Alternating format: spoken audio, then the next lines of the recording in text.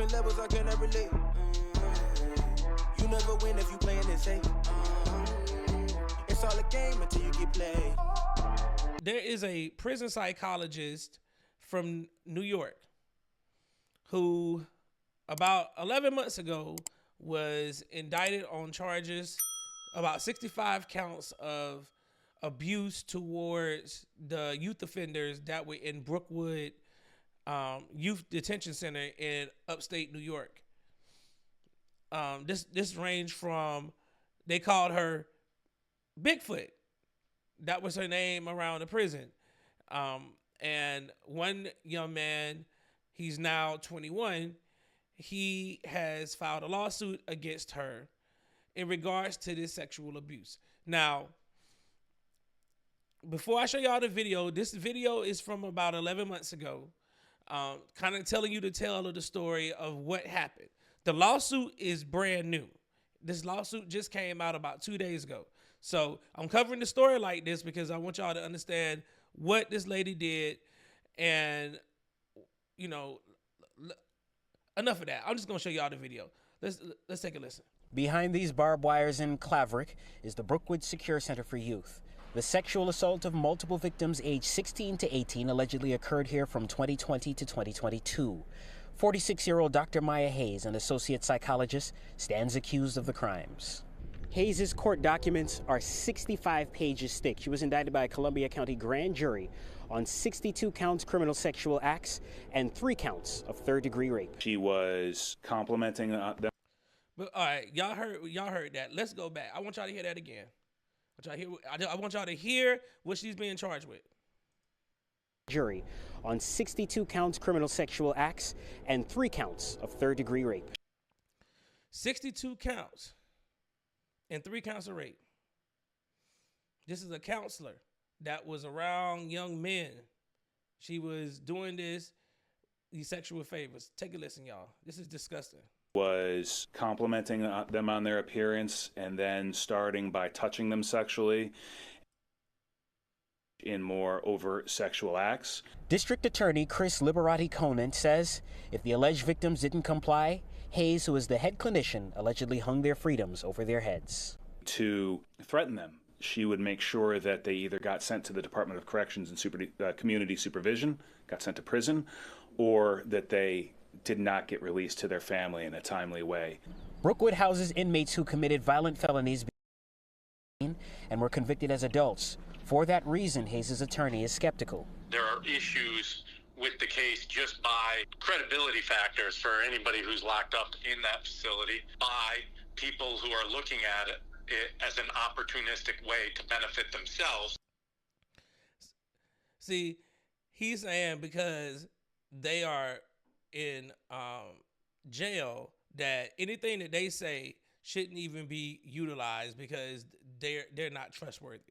That's a hell of a defense, if you ask me. So just because they behind bars, they can't suffer injustice. That really makes no sense to me. While they're in a secure facility. Whatever they may have done, in this case, they are 100% victims. And they had a right there to be safe. The Office of Children and Family Services, which runs Brookwood, says Hayes was removed from the facility and support was provided to her alleged victims.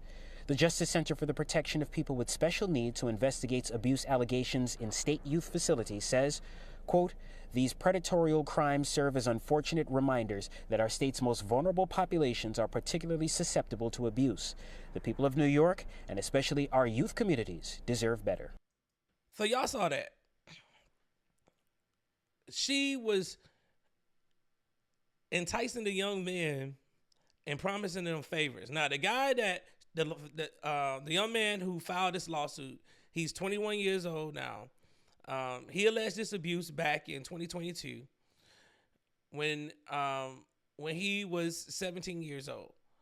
And he said he went on, she took some money from his family, a cash app of $100, and she told the family that was for toiletry items and commissary stuff for their son while he was up there.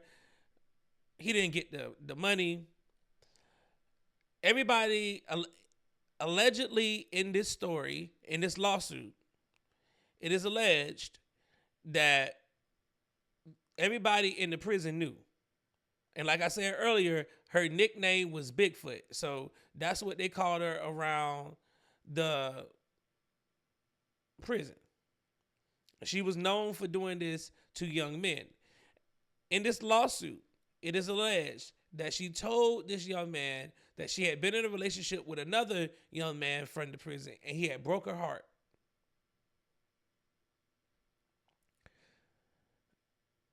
I can't tell you how despicable this is.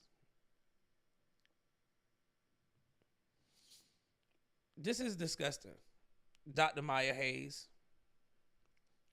Now, her lawyer is saying the kids are not to be trusted. This is all a lie. None of this stuff happened. But she's already been indicted on the charges. So I don't understand how the defense is going to work on this because she's already been indicted. But this new lawsuit against the state of New York, the prison, and Dr. Maya Hayes herself just sheds a light on this story. Now, because it just got dead. Like, nobody really talking about this story. Matter of fact, Dr. Hayes hasn't even been to trial or even had a hearing, and it's been over 11 months since these allegations came out. And I bet to wonder if this was in reverse and this was a man and this was, young girls, would the case have already came? It is hard for young men to come forward and talk about sexual abuse that they experience.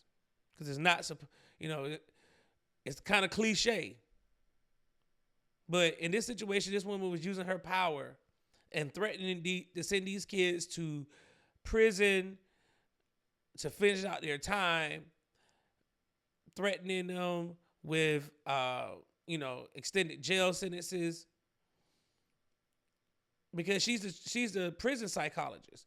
So she's, assessing them to see if they should stay in a juvenile facility or should they go into general population at an adult facility.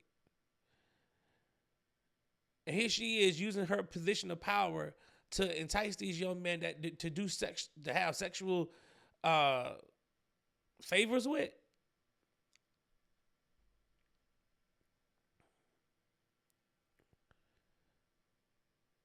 What's going on, New York?